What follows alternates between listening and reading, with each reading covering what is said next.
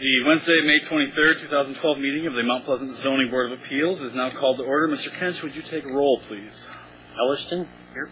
Betting? Here. Wilkins? Here. Kulik? Here. Quast? Here. Holm? Here. And White. Here.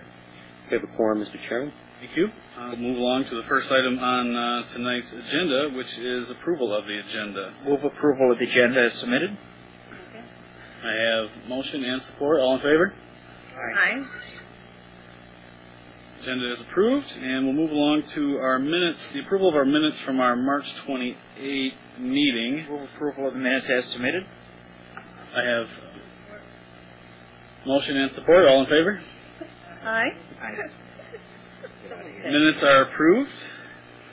We will move right along to our next item on the agenda, which is our public hearings this evening. First case that we have before you this evening, gentlemen, or board members, I'm sorry, is case number 02-2012. The section that we're looking at is 154.007. This is the findings on nonconforming use. This site is located at 1003 and 1003.5. The applicant, as part of the review on the finding, is asking for an increase in the allowable occupancy based on the land area from 9 that's permitted to 11. Property is zoned M2. It does permit this use. It is regulated under a special use permit. Thank you, Mr. Finch. At this point, we'll have the applicant or their representative come forward and give us a little more info once again on this case.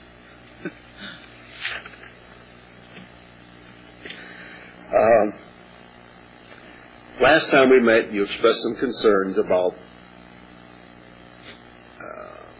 our exterior upgrades not being quite enough to justify 2 additional occupants. The owner, Brandon LaBelle, heard your concerns, and I believe he's addressed them in a pretty substantial way. He's dipping into his pockets to the tune of $17,000 to put the brick on this building. Questions?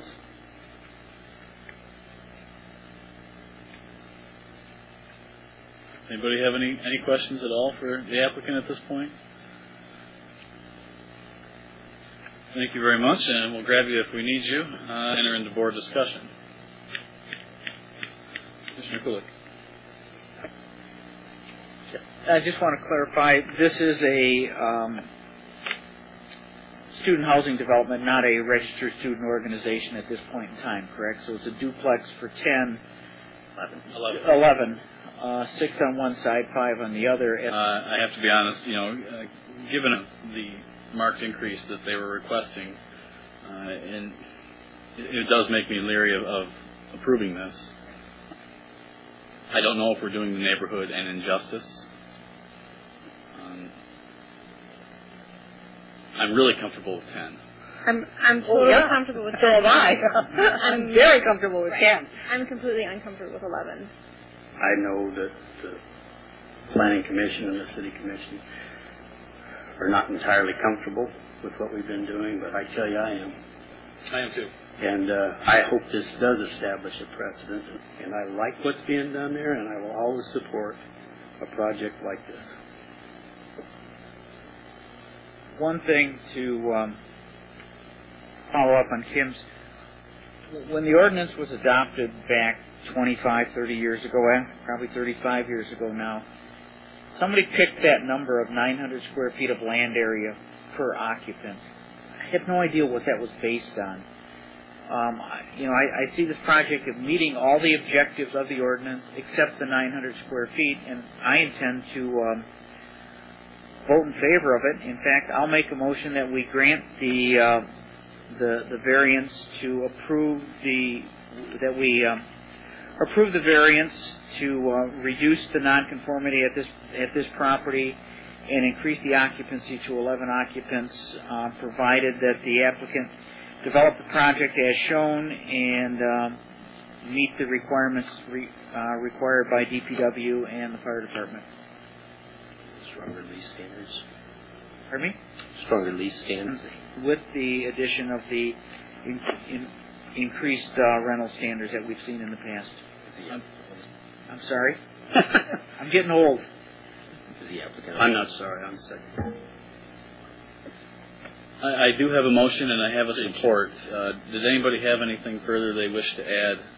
Otherwise, I would like to say we're going to get some more tax revenues. I would like to say that. And we have motion, we have support. If there are no further questions, comments, or concerns, I will have Mr. Kench take a vote. Cost. I'm going to have to deny this. Palm. No. Elliston. Yes. Fetting. Yes. Kulik. yes. White. Yes. That passes 4-2.